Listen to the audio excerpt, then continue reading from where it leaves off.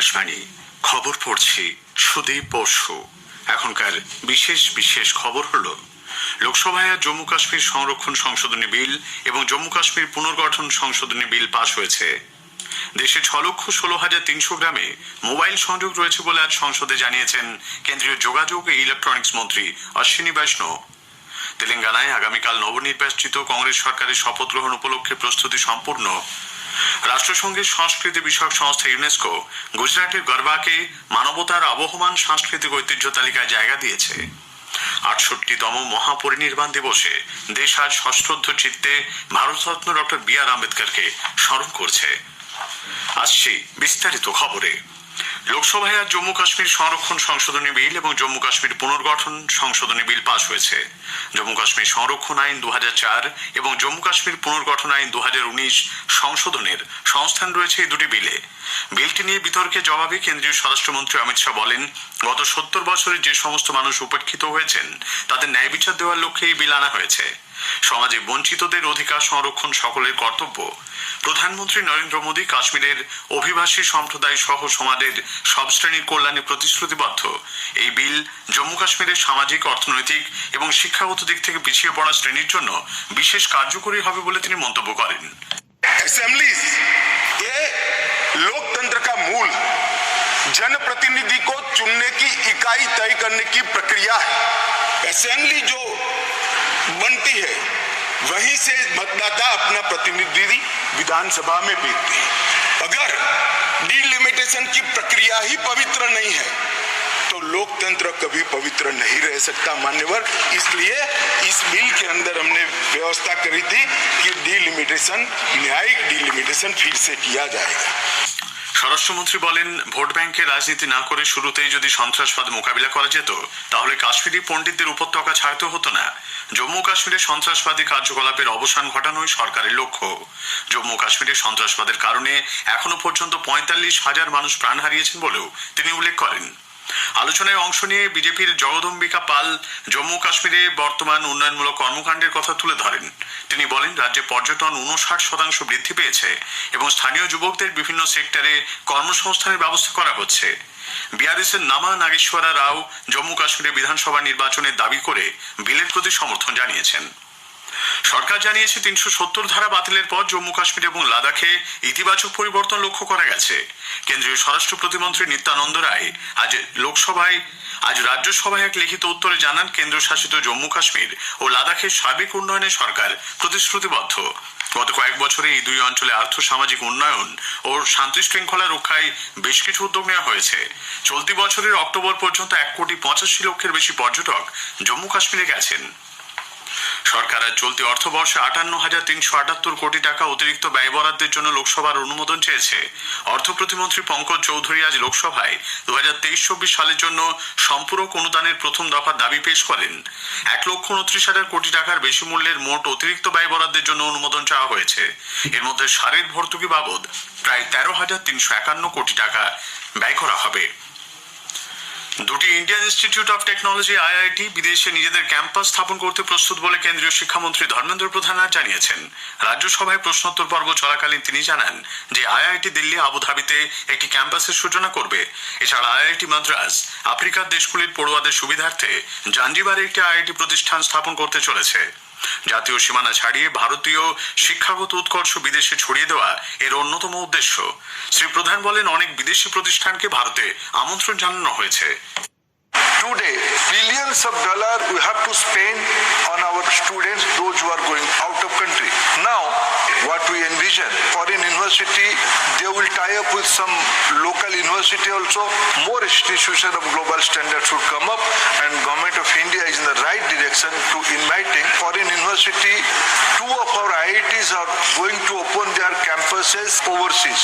One campus will be opened at Abu Dhabi by IIT Delhi, and one campus of IIT Chennai will be opened at Zanzibar, looking into the need of the African countries. This is not only going to be one way, now internationalization mechanism will have two-way mechanism.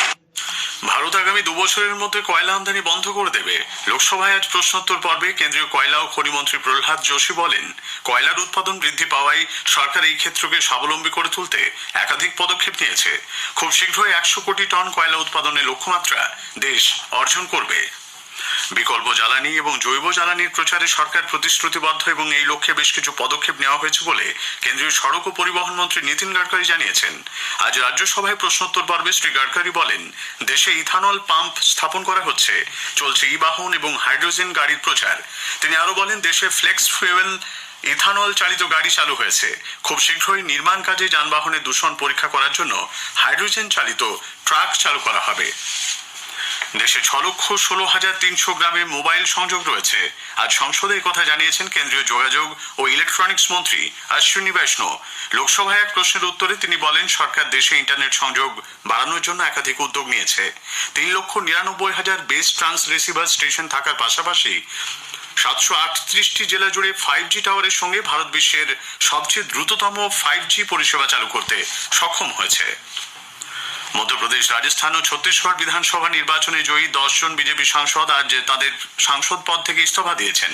এরা হলেন নরেন্দ্র সিং তোমার, প্রহ্লাদ সিং প্যাটেল, রাকেশ সিং, উদয় প্রতাপ, রীতি পাঠক, অরুণ সাউ, রাজ্যবর্ধন সিং রাঠোর, দিয়া কুমারী এবং কিরোরি লাল মিনা। পদত্যাগপত্র জমা দেওয়ার আগে প্রধানমন্ত্রী নরেন্দ্র মোদীর সঙ্গে দেখা করেন সাংসদরা। সূত্রের খবর, মধ্যপ্রদেশ বিধানসভা নির্বাচনে জয়ী কেন্দ্রীয় মন্ত্রী প্রহ্লাদ সিং প্যাটেল এবং নরেন্দ্র সিং তোমার কেন্দ্রীয় মন্ত্রিসভা থেকেও পদত্যাগ করছেন। Chief of defence staff general Anil Chauhan আজ নতুন দিল্লিতে কম্বাইন্ড লিডারশিপ কনক্লেভের প্রথম অধিবেশনে সভাপতিত্ব করেন। প্রতিরক্ষা মন্ত্রকের এক বিবৃতিতে বলা হয়েছে, সিডিএস এই অধিবেশনে আধুনিক যুদ্ধ ও জাতীয় নিরাপত্তা সম্পর্কে মতামত ব্যক্ত করেন। 3 দিনের এই সম্মেলনে ভূকৌশলগত নানা বিষয়, জাতীয় নিরাপত্তা, প্রতিরক্ষা এবং নিত্য নতুন নিরাপত্তা চ্যালেঞ্জের পাশাপাশি প্রতিরক্ষা ক্ষেত্রে স্বনির্ভরতা নিয়ে আলোচনা করা হচ্ছে। খবর শুনছেন আকাশবাণী থেকে। তেলেঙ্গানায় আগামীকাল নবনির্বাচিত কংগ্রেস সরকারের শপথ গ্রহণ উপলক্ষে প্রস্তুতি সম্পূর্ণ। প্রদেশ কংগ্রেস সভাপতি রেবন্ত রেড্ডি দুপুরে হায়দ্রাবাদে রাজ্যের দ্বিতীয় মুখ্যমন্ত্রী হিসেবে শপথ নেবেন। তাকে শপথ বাক্য পাঠ করাবেন রাজ্যপাল তামিলিসাই সুন্দরায় রাজন। রাহুল গান্ধী, প্রিয়াঙ্কা গান্ধী, কর্ণাটকের মুখ্যমন্ত্রী সিদ্দারামাইয়া, উপমুখ্যমন্ত্রী ডি.কে শিবকুমার সহ কংগ্রেসের শীর্ষ নেতৃবৃন্দ শপথ গ্রহণ অনুষ্ঠানে উপস্থিত থাকবেন। প্রধানমন্ত্রী নরেন্দ্র মোদী আগামী শুক্রবার উত্তরাখণ্ডের দেরাদুনের ফরেস্ট রিসার্চ ইনস্টিটিউটে উত্তরাখণ্ড গ্লোবাল ইনভেস্টর সামিট 2023-এর উদ্বোধন করবেন। শান্তি থেকে সমৃদ্ধির মূল ভাবনাকে সামনে রেখে 2 দিন ব্যাপী সম্মেলনের আয়োজন করা হচ্ছে। উত্তরাখণ্ডকে একটি নতুন বিনিয়োগ গন্তব্য হিসেবে তুলে ধরার লক্ষ্যে এই পদক্ষেপ। সারা দুনিয়ার কয়েক হাজার লগ্নিকারী ও প্রতিনিধি সম্মেলনে যোগ দেবেন। রাষ্ট্রসংঘের সংস্কৃতি বিষয়ক সংস্থা ইউনেস্কো গুজরাটের গরবাকে মানবতার আবহমান সাংস্কৃতিক ঐতিহ্য তালিকায় জায়গা দিয়েছে। বতসোয়ানার কাসানে অষ্টাদশ আন্তঃসরকারি কমিটির বৈঠকে এই সিদ্ধান্ত হয়েছে। গরবা ভারত থেকে পঞ্চদশ আবহমান ঐতিহ্যশালী দ্রষ্টব্য হিসেবে এই তালিকায় এলো। কেন্দ্রীয় সংস্কৃতি ও পর্যটন মন্ত্রী জি কিষাণ রেড্ডি সোশ্যাল মিডিয়ায় এক পোস্টে বলেছেন, গরবার এই স্বীকৃতি প্রধানমন্ত্রী নরেন্দ্র মোদীর নেতৃত্বে কেন্দ্রীয় সরকারের নিরলস প্রয়াসের ফল। সামুদ্রিক ঘূর্ণিঝড় মিগজাউম শক্তি হারিয়ে সুস্পষ্ট নিম্নচাপ হিসেবে উত্তর পূর্ব তেলেঙ্গানা সংলগ্ন দক্ষিণ ছত্তিশগড়, দক্ষিণ অভ্যন্তরীণ ওড়িশা, অন্ধ্রপ্রদেশের উপকূলবর্তী অঞ্চলের উপর অবস্থান করছে। এর প্রভাবে ওড়িশার দক্ষিণাঞ্চলে আজ বৃষ্টি চলেছে। ভারী বৃষ্টির কারণে গজপতি জেলা প্রশাসন সমস্ত স্কুলে ছুটি ঘোষণা করেছে। আবহাওয়া দপ্তর জানিয়েছে, আগামীকাল সকাল পর্যন্ত গঞ্জাম, গজপতি, নবরঙ্গপুর, কালাহান্ডি, কন্ধমাল, কোরাপুট, মালকানগিরি এবং রায়গড় জেলায় ভারী বৃষ্টি অব্যাহত থাকবে। প্রধানমন্ত্রী নরেন্দ্র মোদী ঘূর্ণিঝড় মিগজমে তামিলনাড়ু, অন্ধ্রপ্রদেশ ও পুদুচেরিতে প্রাণহানির ঘটনায় গভীর শোক প্রকাশ করেছেন। পরিস্থিতি মোকাবিলায় যারা উদয়াস্ত কাজ করে চলেছেন তাদের ধন্যবাদ জানান প্রধানমন্ত্রী। Bharat Ratna doctor B.R.. আম্বেদকরের 68তম মহাপরিনির্বাণ দিবসে দেশবাসী আজ তাকে স্মৃতি তর্পণ করছে। রাষ্ট্রপতি দ্রৌপদী মুর্মু নতুন দিল্লির সংসদ ভবন চত্বরে বাবা সাহেব আম্বেদকরের মূর্তিতে পুষ্পস্তবক অর্পণ করেন। উপরাষ্ট্রপতি জগদীপ ধনখড়, প্রধানমন্ত্রী নরেন্দ্র মোদী, লোকসভার অধ্যক্ষ ওম বিড়লা, রাজ্যসভার ডেপুটি চেয়ারম্যান হরিবংশ, সামাজিক ন্যায় বিচার মন্ত্রী বীরেন্দ্র কুমার প্রমুখ তার প্রতি শ্রদ্ধা নিবেদন করেছেন। কেন্দ্রীয় মন্ত্রী আর.কে. সিং আজ নতুন দিল্লির কনস্টিটিউশন ক্লাবে সংবিধানের জন্মকাহিনী নামে একটি বই প্রকাশ করেছেন। প্রবীণ সাংবাদিক লেখক লক্ষ্মী নারায়ণ ভালার বইটি লেখক। অনুষ্ঠানে উপস্থিত ছিলেন রাজ্যসভার প্রাক্তন সাধারণ সম্পাদক এবং ভারতের আন্তর্জাতিক সাংস্কৃতিক কেন্দ্রের সভাপতি যোগেন্দ্র নারায়ণ। ওপেক প্লাস গোষ্ঠীর সদস্যদের মধ্যে অংশীদারিত্ব বৃদ্ধি এবং গাজা ও ইউক্রেনের যুদ্ধ নিয়ে আলোচনার জন্য রাশিয়ার রাষ্ট্রপতি ভ্লাদিমির পুতিন আজ সংযুক্ত আরব আমিরশাহী ও সৌদি আরব সফর করছেন। শেষ করার আগে খবরের বিশেষ কিছু অংশ আরও একবার। লোকসভায় আজ জম্মু কাশ্মীর সংরক্ষণ সংশোধনী বিল এবং জম্মু কাশ্মীর পুনর্গঠন সংশোধনী বিল পাশ হয়েছে। তেলেঙ্গানায় আগামীকাল নবনির্বাচিত কংগ্রেস সরকারের শপথ গ্রহণ উপলক্ষে প্রস্তুতি সম্পূর্ণ। খবর শেষ হলো।